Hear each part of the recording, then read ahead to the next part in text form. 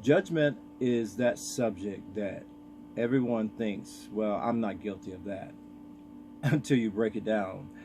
And then you realize, oh, wow, I do that all the time. I posted an early morning tweet to Logan Paul. Uh, it's rumored he's coming back today. And I said, let he who is without sin cast the first stone. And of course, I expect there to be an awkward silence in the collective universe. My response to that was, yeah, I thought so. Welcome back, Logan Paul. But I could apply that to Tiger Woods, who's about to tee up on Thursday morning, and I believe is about to have the best season of maybe his career. I have faith in people coming back. I always have. Because I study human nature. I study everyone that everybody thinks they've gotten the best of on some level and shut down, and they are gone and down for the count. And they never really are. When God puts his hand on someone and they are his chosen, they are special, they bring a light to everything they do. We foolishly think that when someone's doing the right thing, that they will always do the right thing. How could that person fall? How could that person have trouble? And we measure our own success by the success of those who have so much more and seemingly can't handle it. So then we say to ourselves, see, I don't know if having all that money is worth it. I don't know if being that famous is worth it. Well, here's the deal with that. Because you don't have that fame and because you don't have that money, you might end up living a life that could have been so much better had you not limited yourself. And I understand why you would want to limit yourself. You want to limit yourself because you don't want the responsibility of handling all of that. And I can't say that that's not a good reason. That's probably a really valid reason. If you don't think you can handle it, chances are you probably can't. So it's probably smart for you to hold yourself back.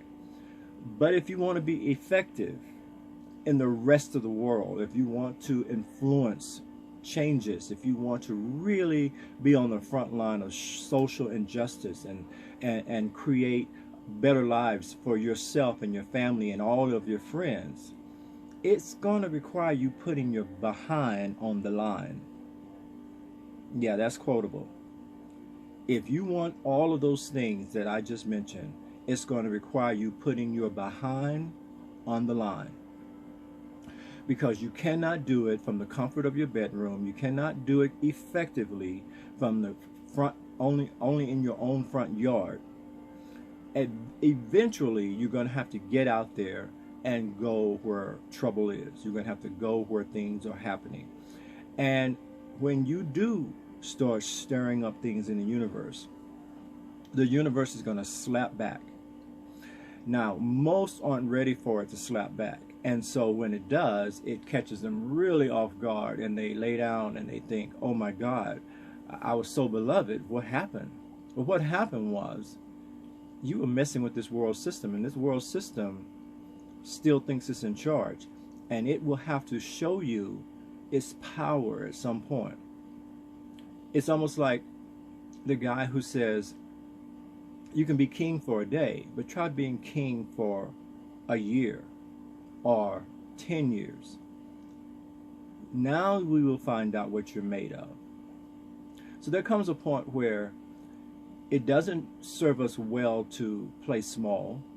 It serves us well to really magnify who we are to the nth degree and become all that we're supposed to become.